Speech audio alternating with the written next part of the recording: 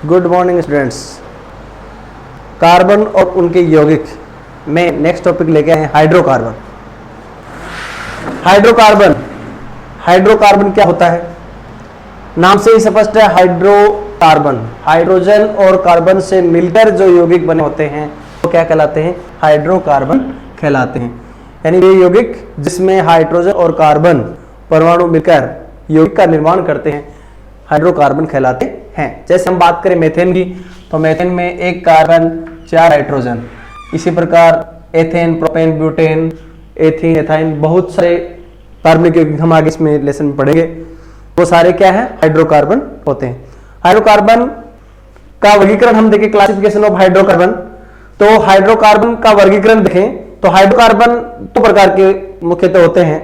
एक है खुली श्रृंखला वाले यौगिक, यानी खुली सीरीज वाले यौगिक, जिसमें चैन जो होती है वो ओपन होती है, ओपन चैन हाइड्रोकार्बन। तो ओपन चैन हाइड्रोकार्बन क्या होता है? कार्बन की जो श्रृंखला होती है वो अंतिम कार्बन और फर्स्ट कार्बन दोनों आपस में जुड़े हुए नहीं होते। तो खुली श्रृंखला वाले कार्बनिक यौगिक होते हैं, हाइड्रोकार्बन होते हैं। और बंद श्रृंखला हाइड्रोकार्बन, जिसमें फर्स्ट कार्बन और अंतिम कार्बन आपस में बंध द्वारा जुड़े रहते हैं, बंद श्रृंखला वाले हाइड्रोकार्बन कहलाते हैं। खुली श्रृंखला वाले हाइड्रोकार्बन में है एलिफेटिक हाइड्रोकार्बन। एलिफेटिक हाइड्रोकार्बन से यहां तात्पर्य है जो एलिफेटिक रूप में होते हैं, जिनको जलाने पर धुआं देते हैं, वो एलिफेटिक हाइड्रोकार्बन होते हैं। एलिफेटिक हाइड्रोकार्बन अपने आप में फिर 2 प्रकार के हैं, संतृप्त हाइड्रोकार्बन और असंतृप्त हाइड्रोकार्बन।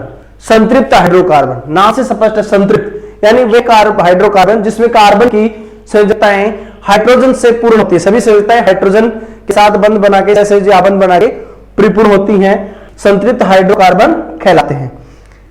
यानी सीधा ये कहें कि कार्बन से जो भी अन्य परमाणु या कार्बन से अन्य कार्बन जुड़ा हुआ सारे एकल बंध के द्वारा जुड़े हुए होते हैं, वो सारे के सारे संतृप्त हाइड्रोकार्बन कहलाते हैं। असंतृप्त हाइड्रोकार्बन, असंतृप्त हाइड्रोकार्बन में वे हाइड्रोकार्बन जो कार्बन कार्बन आपस में डबल बंध या त्रिआबंध या डबल बॉन्ड या ट्रिपल बॉन्ड के द्वारा आपस में जुड़े होते हैं, या किसी हाइड्रोकार्बन में एक स्थान पर डबल बॉन्ड या ट्रिपल बॉन्ड उपस्थित होना अनिवार्य होता है, वो सारे को क्या कहलाते हैं? असंतृप्त हाइड्रोकार्बन। यानी कार्बन सभी संयोजकताएं एकल बंध से न होकर डबल या ट्रिपल बॉन्ड से परिपूर्ण होती हैं, वो असंतृप्त हाइड्रोकार्बन कहलाते हैं। असंतृप्त हाइड्रोकार्बन, संतृप्त हाइड्रोकार्बन का उदाहरण है एल्केन।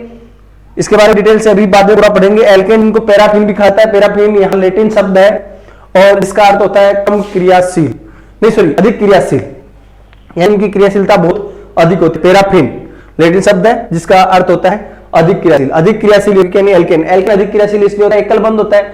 एकल डबल बंध और ट्रिपल बॉन्ड तोड़ने की तुलना में एकल बंध आसानी से टूट जाता है, तो एल्केन अधिक क्रियाशील है। एल्केन के बारे में डिटेल से अभी पढ़ेंगे पूरा। असंतृप्त में एल्कीन और एल्काइन।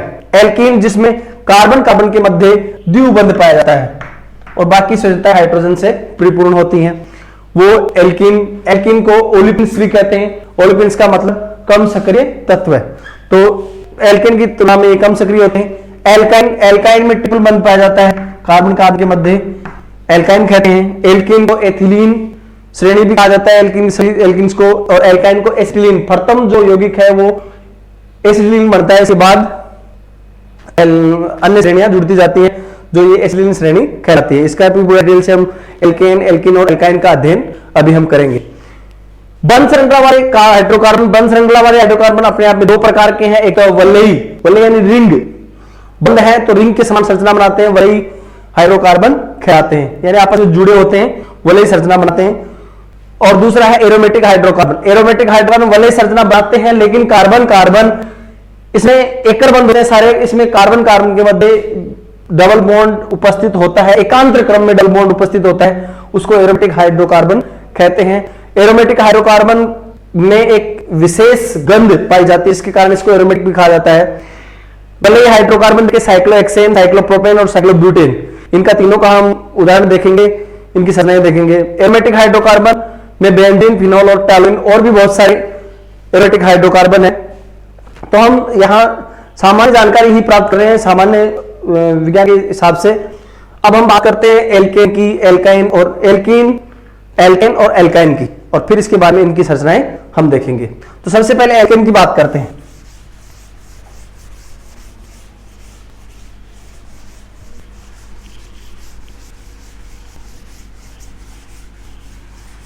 एल्केन अभी हमने पढ़ा है कि एल्केन क्या होते हैं, जिसमें कार्बन कार्बन के मध्य या कार्बन हाइड्रोजन के मध्य एकल बंध उपस्थित होता है, वो सारे क्या कहलाते हैं, एल्केन कहलाते हैं। असंतृप्त हाइड्रोकार्बन है।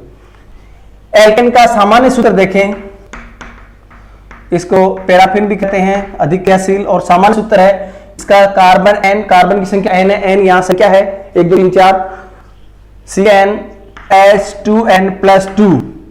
इस सूत्र के द्वारा एल्केन श्रेणी के हम सारे यौगिक बना सकते हैं। एल्केन में देखें तो CnH2n+2, यहां n बराबर 1 से हम मानते चलेंगे और आगे के यौगिक बढ़ाते चलेंगे। n बराबर 1, n का मान हमने कितना रख दिया, 1 रख दिया। n का मान हमने 1 रखा तो h का मान कितना हो जाएगा, C1 और H2n, n की जगह यहां 1 रख दो, 1 को 2 से गुना करेंगे तो 1 2, और 2 को 2 से जोड़ेंगे कितना हो जाएगा 4, CH4। और ये प्रथम यौगिक है, इसको कहेंगे मेथेन। अभी नामकरण आगे पढ़ेंगे, इसके बारे में पढ़ने के बाद नामकरण का अध्ययन करेंगे। n बराबर हमने 2 रख दिया, 2 रखेंगे यहां तो यहां 2 और 2 और यहां 2 रखा, 2 दूनी 4, 4 और 2 कितने 6, यानी C2H6 संरचना रहेंगे, कार्बन CH3 और CH3, एक कार्बन इस कार्बन से एकल बंध द्वारा और 3 हाइड्रोजन जुड़ जाएंगे, CH3 और ये CH3। इसको ये संरचना सूत्र है, विस्तृत रूप से लिखें तो ये कार्बन और ये कार्बन इसकी 3 संयुक्त किससे पूर्ण, हाइड्रोजन से, हाइड्रोजन से, हाइड्रोजन से। ऐसे हम बढ़ते रहेंगे आगे। C3 रखेंगे तो C3H 3 यहाँ के 3 6 6 2 8, C3H 8 हो जाएगा। आगे से आगे श्रृंखला बढ़ती जाएगी। ये सारे एल्केन इसमें आते हैं। इसके बाद देखेंगे एल्कीन।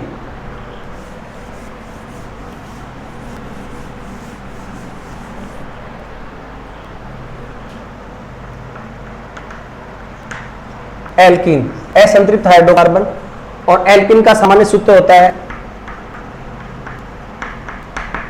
CnH2n। आगे का +2 है वो हटा दिया, 2 हाइड्रोजन कम हो जाएंगे, CnH2n। ये किसका हो जाएगा, एल्कीन का। इसको ओलिफिन्स भी कहते हैं। ओलिफिन्स का मतलब कम सक्रिय। CnH2n को देखिए, यहां कार्बन का मान अगर 1 रखें तो ये Cn का 1 रखे तो 2 कम 2, तो Cn यानी 1 और H 2। ऐसा यौगिक संभव नहीं है।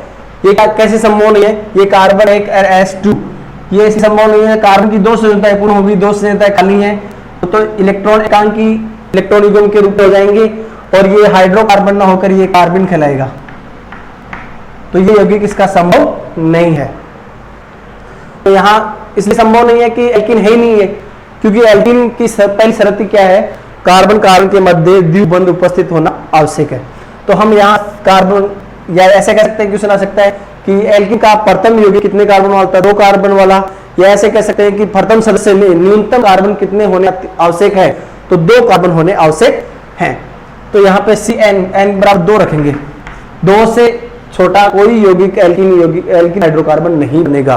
तो यहाँ इंपॉर्टेंट क्वेश्चन बनता है कि सबसे प्रथम यौगिक या सबसे छोटा एल्कीन बनाने के लिए कितने कार्बन, न्यूनतम कार्बन कितने आवश्यक है, तो 2 कार्बन आवश्यक है।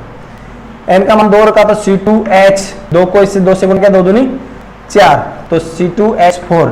रचना देखेंगे, इसको कार्बन कार्बन इसके मध्य द्विबंध और जो संयोजकताएं खाली रही उसके हाइड्रोजन जोड़ो। तो ये संरचना हो गई किसकी, एथीन की, और एथीन का सामान्य नाम है एथाइन। एथाइन की संरचना, सॉरी एथिलीन, एथिलीन की संरचना है। इसी प्रकार n बराबर 3 रख दो, 3 रखेंगे तो 2 के तो डबल बॉन्ड हो ही गया, और जो एक आगे कार्बन जुड़ेगा वो CH3, ये क्या हो जाएगा, प्रोपीन। एथीन बनता है प्रथम यौगिक, यानी मेथीन कभी नहीं बनता है।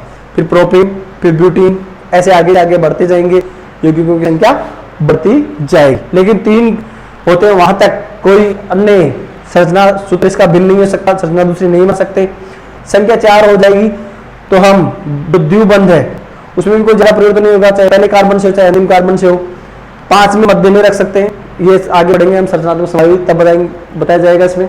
तो एल्कीन के ऐसे यौगिक हम बना सकते हैं, एथीन, प्रोपीन, ब्यूटीन, एंटीन, इससे आगे बढ़ जाएंगे। इसके बाद देखते हैं एल्काइन, त्रिबंध वाले।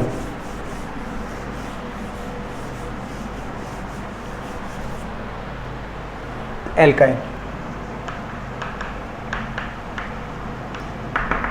इसको एसिटिलीन श्रेणी भी कहा जाता है क्योंकि इसका प्रथम जो यौगिक है वो एसिटिलीन है और इसको इसी कारण एसिटिलीन श्रेणी भी कहा जाता है। इसकी पहली शर्त है कार्बन कार्बन के मध्य त्रिबंध उपस्थित होना आवश्यक है। तो यहां भी देखें तो कार्बन की संख्या 2, न्यूनतम संख्या कितनी होनी जरूरी है? 2 होनी जरूरी है। तो C ट्रिपल बॉन्ड C, यानी इसका सामान्य सूत्र देखें तो हमारे सूत्र क्या हो जाएगा? CnH2n-2, CnH2n-2, इसमें वापस 2 घटा दिए गए, एल्केन में 2 जोड़े गए थे और एल्कीन में कुछ भी जोड़ा नहीं गया न घटाया गया, और एलाइन की बात करें तो 2 वापस घटा दिए गए।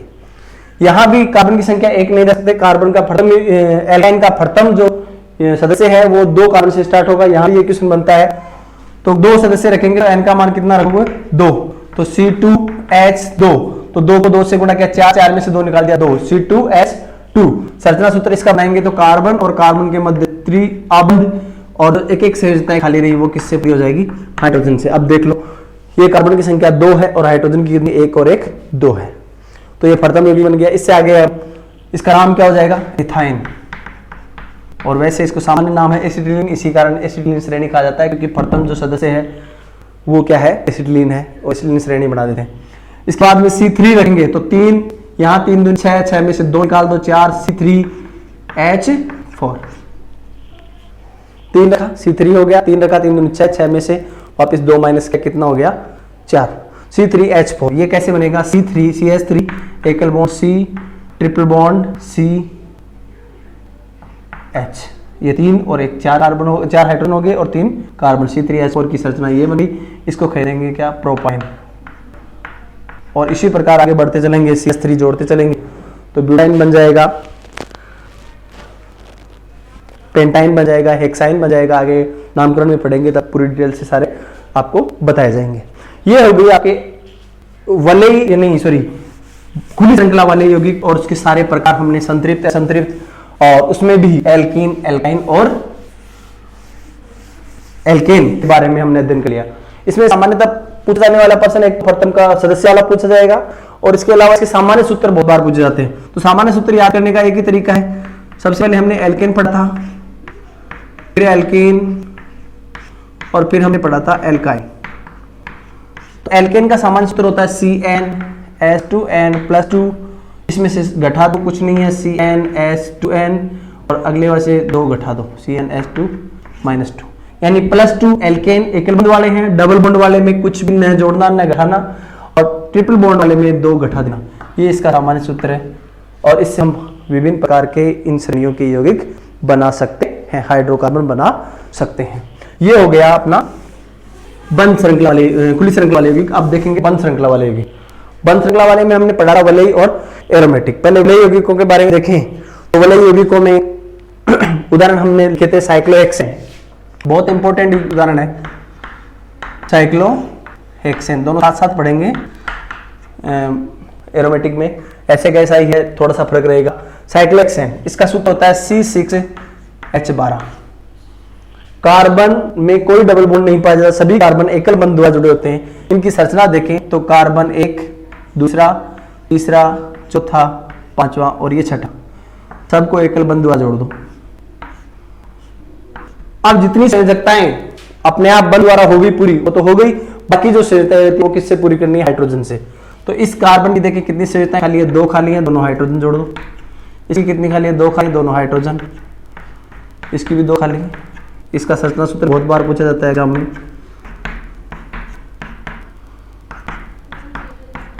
इसको हम शॉर्ट रूप से देखें तो शॉर्ट रूप से हम ऐसे भी लिख सकते हैं CH2 CH2 CH2 CH2 CH2 CH2।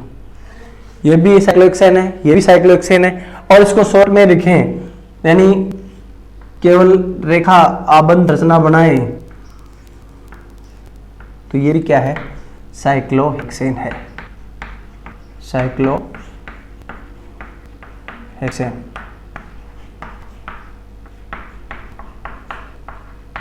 Alkene ही एक तरह की, क्योंकि एकल बंध है तो एल्केन कह सकते हैं। एक तरह से हम वलयी संतृप्त यौगिक कह सकते हैं। इसी प्रकार साइक्लोप्रोपेन दे लो, साइक्लो का मतलब यहाँ वही है, साइक्लोप्रोपेन, साइक्लोप्रोपेन, साइक्लोप्रोपेन। इसमें प्रोपेन है तो इसका मतलब कार्बन की संख्या कितनी, 3। इसमें C1, C2 और C3, और जो बाकी जो शेष रह रही है वो किससे पूरी हो जाएंगी, हाइड्रोजन से। ये साइक्लोप्रोपेन, इसको शॉर्ट रूप से हम लिख सकते हैं ऐसे, और इसको भी शॉर्ट रूप से हम ऐसे लिख सकते हैं CH3 CH2 और CH2, शेष से तक जोड़ देते हैं, इससे पूर्ण कर देते हैं। इसी प्रकार साइक्लोब्यूटेन भी देख सकते हैं। तो साइक्लोब्यूटेन देखिए, इसमें 4 कार्बन है, 4 कार्बनों की बाकी जो आवश्यकता है वो हाइड्रोजन से पूरी कर दो, इसको कर देंगे साइक्लोब्यूटेन, ब्यूटेन। इसी प्रकार साइक्लोपेंटेन पढ़ सकते हैं। ये सारे यौगिक क्या हो जाएंगे, भले ही संतृप्त यौगिक हो जाएंगे। और इसी में एरोमेटिक एक तरह से कह सकते हैं, एरोमेटिक यौगिक असंतृप्त यौगिक है वैसे, क्योंकि इसमें द्विबंध की उपस्थिति होगी।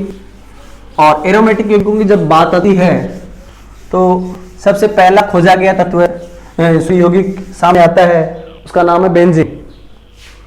बहुत एग्जाम में पूछा जाता है बेंजीन। संरचना इसकी देखें तो साइक्लोहेक्सेन से मिलती जुलती है, लेकिन थोड़ा सा अंतर आएगा इसमें। इसका सामान्य सूत्र, आणविक सूत्र माने तो होता है C6H6। संरचना इसकी देखें तो कार्बन 6 हैं, 1 2 3 4 5 और 6। एरोमेटिक यौगिक है, तो एरोमेटिक यौगिकों में हम पढ़ रहे थे तब इसका एक मुख्य गुण है, और मुख्य उसी कारण ये एरोमेटिक कहलाते हैं, एकांतर क्रम में डबल बॉन्ड होते हैं। एक कार्बन को छोड़कर दूसरे कार्बन से डबल बॉन्ड से जुड़ा होता है। तो सबसे पहले हम इसको एकल बंध से जोड़ देंगे। अब एकांतर क्रम में डबल बॉन्ड, चाहे तो यहां और यहां डबल बॉन्ड लगा दो, चाहे यहां और यहां डबल बॉन्ड लगा दो। तो हम पहले इस संरचना में यहां डबल बॉन्ड लगाते हैं, एकांतर क्रम में डबल बॉन्ड लगा दिया। अब जो बाकी संयोजकताएं हैं वो हाइड्रोजन से पूर्ण करेंगे। ये कार्बन है, इसकी 1 और 2 और 1 3 संयोजकताएं पूर्ण हो गई। खाली कितनी रही, एक संयोजकता, वो किससे पूरी होगी, हाइड्रोजन से। इसकी भी खाली एक, वो भी हाइड्रोजन से। इसकी भी खाली एक रहेगी, वो भी हाइड्रोजन से। इसकी भी खाली हाइड्रोजन से पूर्ण, और इसकी भी खाली हाइड्रोजन से पूर्ण, और ये भी हाइड्रोजन से पूर्ण होगी। जरूरी नहीं इसके एकांतर क्रम में यही रखे, ये और ये भी एकांतर क्रम में रखते हैं। ये संरचना भी सही है। इसको शॉर्ट रूप से देखें तो शॉर्ट रूप हो जाएगा CH एकल bond CH double bond CH एकल bond CH double bond CH एकल बॉन्ड CH, और ये डबल बॉन्ड एकांतर क्रम में डबल बॉन्ड है। इसका दूसरे एकांतर क्रम में देखें, यानी इसमें यहां और यहां था, इसमें हमने यहां और यहां रख दिया। और इसकी शॉर्ट संरचना देखें तो शॉर्ट के रूप में हम ऐसे भी दर्शा सकते हैं।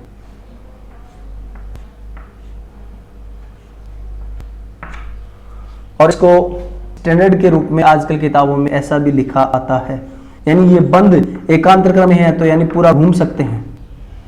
तो ये भी क्या है, बेंजीन है। ये भी बेंजीन है, ये भी बेंजीन है।